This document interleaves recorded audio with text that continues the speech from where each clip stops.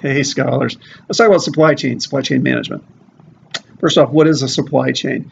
A supply chain is a system of organizations and processes used to convert raw materials into finished goods.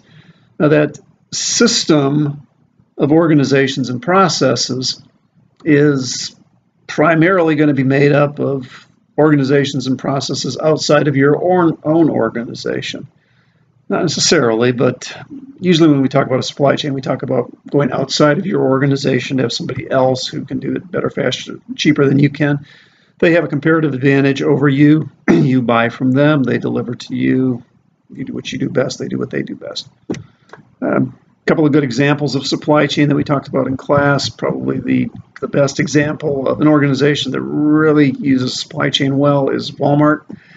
I'd ask you to take a look at Walmart's criteria for their supply chains, and I'll give you a hint here. It's on page 152 of book 1.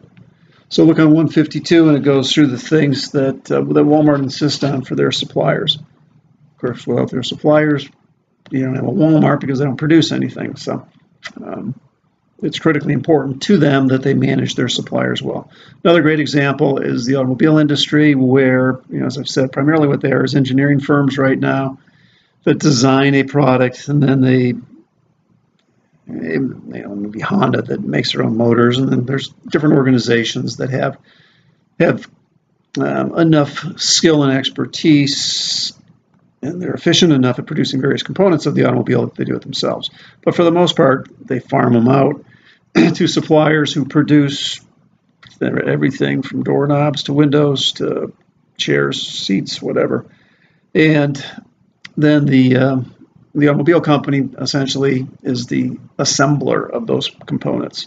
So that's what they do. They design and then they assemble. The rest of it is done through their supply chain. All right, example 1 I thought was pretty good in the book.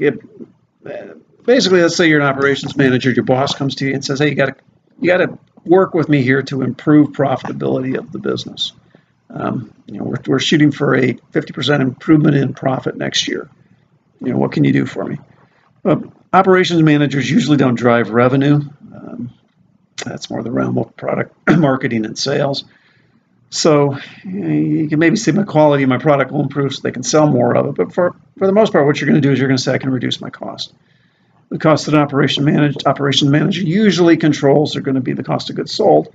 So the operation manager might say, I'm going to reduce my cost of goods sold. I'll do it by 5 percentage points. In the book, it gives you an example of going from 60% to 55%.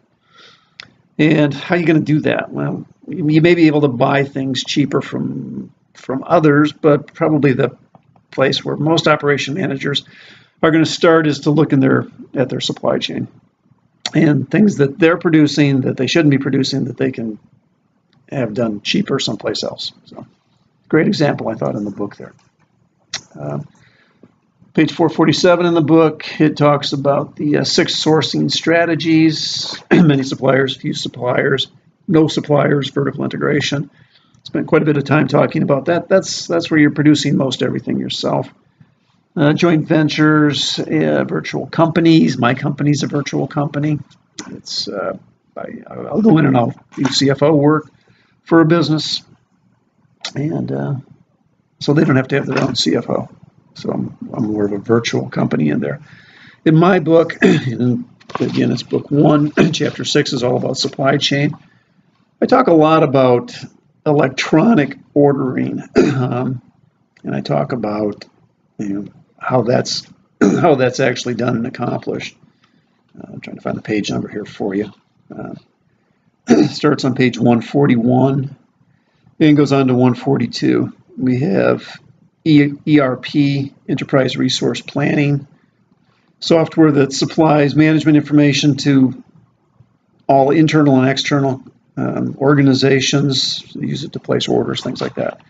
Computer-generated orders. In the textbook, they talk about computer-assisted ordering, CAO, and essentially the same thing. CAO is going to be, there's an algorithm in the system that says, I have to have so many of these in each of my stores, so my calculators in each store.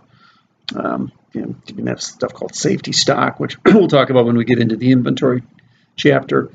But what you're going to do then is keep track through barcoding, when this is sold. Computer knows it's sold. You know how many you have in inventory, and then when you get down to a certain level of inventory, the computer just automatically places an order for X number of calculators. And it's all done without the nuisance of human intervention.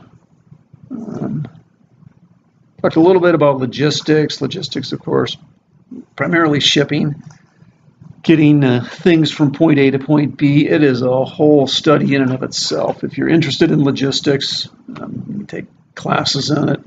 I know a number of people that work in the trucking industry, and it's a business all to its own. So if you're interested in that, go ahead and learn more about it.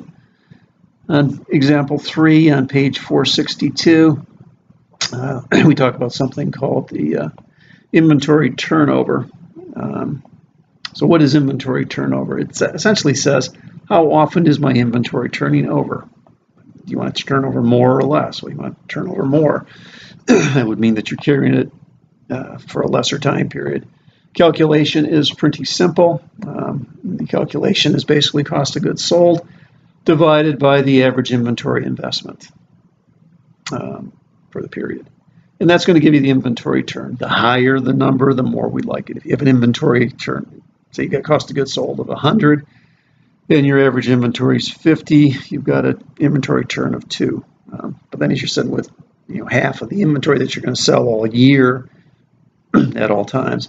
Well, let's say then a different example, different company says, that's a lot of money tied up in inventory. Lots of bad things can happen with inventory. I only want to carry 5 in inventory. So again, 100 in sales, 5 in inventory. Inventory turnover then is 20.